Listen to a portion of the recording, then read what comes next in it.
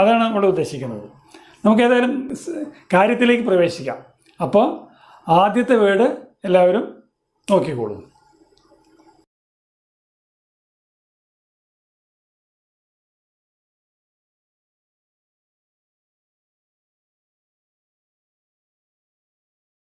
കണ്ടില്ലേ?